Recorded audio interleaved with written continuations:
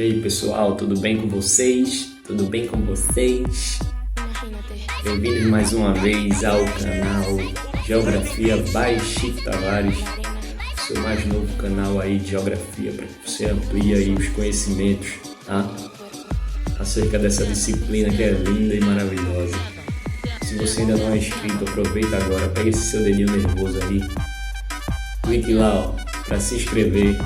Em seguida, ative o sininho para receber notificações e não esqueça de dar aquela curtida básica e compartilhar com os coleguinhas, beleza? Vamos lá para uma questãozinha sobre pressão atmosférica que eu trouxe aqui especialmente para vocês. Vai!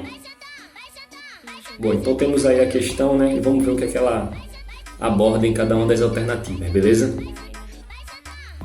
Numa questão como essa, a primeira coisa que vocês devem analisar é a imagem, né? As informações que estão contidas na imagem.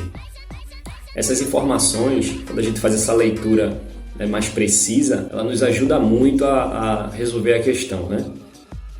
Então temos um desenho aqui, né, onde a gente tem aí áreas anticiclonal e ciclonal, ou anticiclones e ciclones, definidas pelas isóbaras, tá? Que são ali, ó, as linhas que no mapa unem pontos de igual pressão atmosférica e medidas em milíbares, tá? Que é a unidade de medida utilizada aí. Bom, o que é que a gente percebe? Que tem algumas setas saindo do mapa, não é isso? Que na imagem tem um sinal de mais e tem umas setas saindo, né? Em direção ao movimento de dispersão.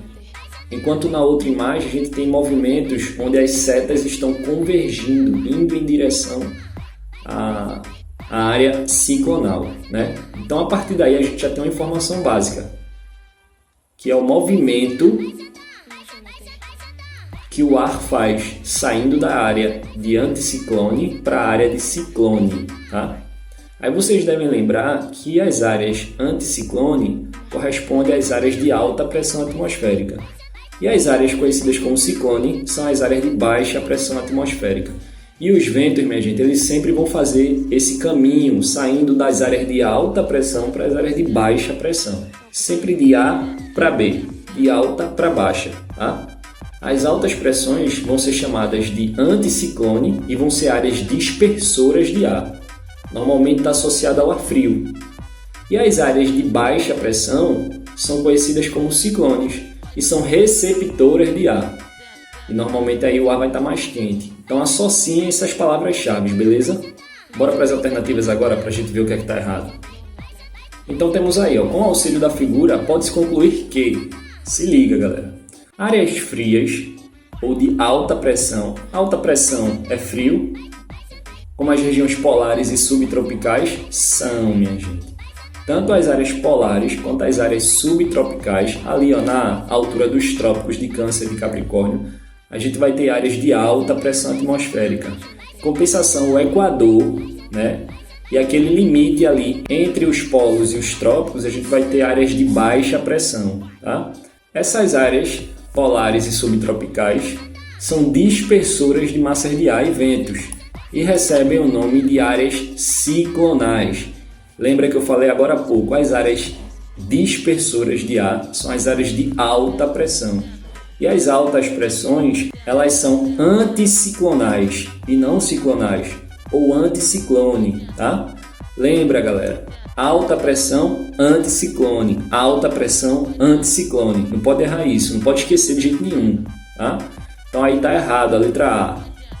Vamos para a letra B. As áreas quentes ou de baixa pressão atmosférica, como as equatoriais, são receptoras de massas de ar e ventos que recebem o nome de ciclonais. Sim, pessoal, tá tudo correto aí, ó. As áreas quentes são de baixa pressão e as áreas de baixa pressão são receptoras de vento, tá? Normalmente ali na região do Equador ou entre a região polar e os trópicos, naquele meiozinho, como você observa na figura, a gente tem as áreas de baixa pressão atmosférica. E essas áreas de baixa pressão são sim chamadas de ciclones, tá? Alta pressão, anticiclone, baixa pressão, ciclone. Repete comigo, vai.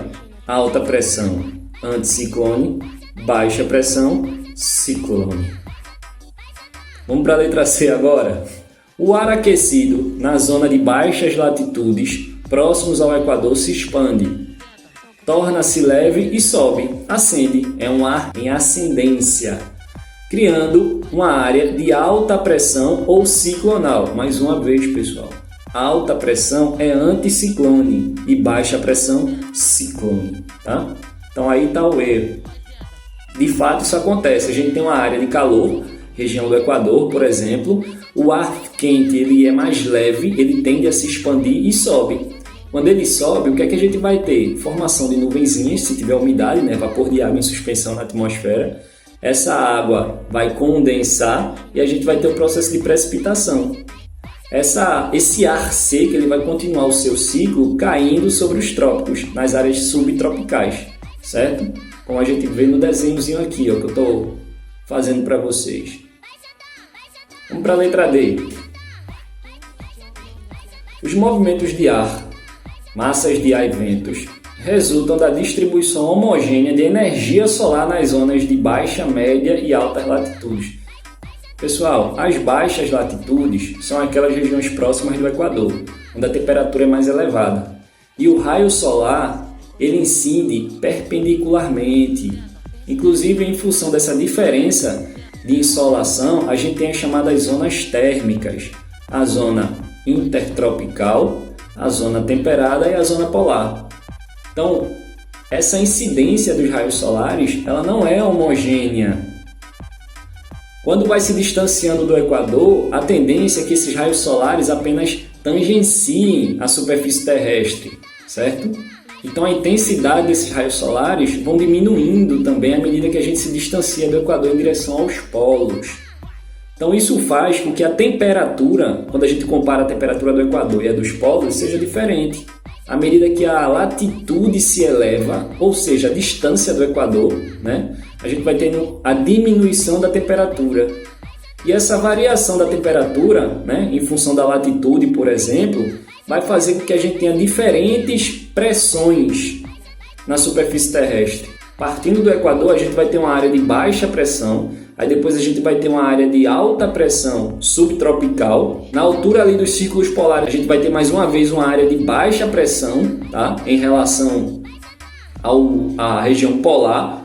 E lá nos polos a gente vai ter uma área de alta pressão. Então percebam que a gente vai ter essas variações de pressão que vão alterar, por exemplo, o deslocamento dos ventos, né?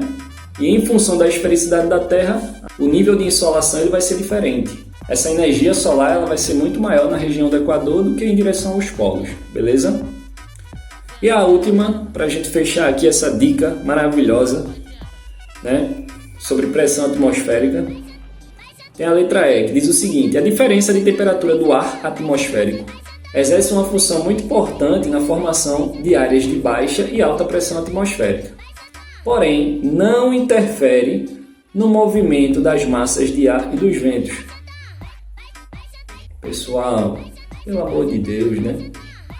O vento se desloca em função das diferentes pressões, sempre das áreas de alta para as áreas de baixa pressão.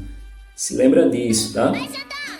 Então é isso, pessoal. Vou ficando por aqui. Essa foi mais uma dica aí, ó, que eu trouxe para vocês, para que vocês fiquem espertos aí, não errem essas questões sobre pressão atmosférica. Se você não conferiu ainda, dá uma conferida lá na aula. Vou deixar um cardzinho aqui em cima, tá? Para você ir direto para ela.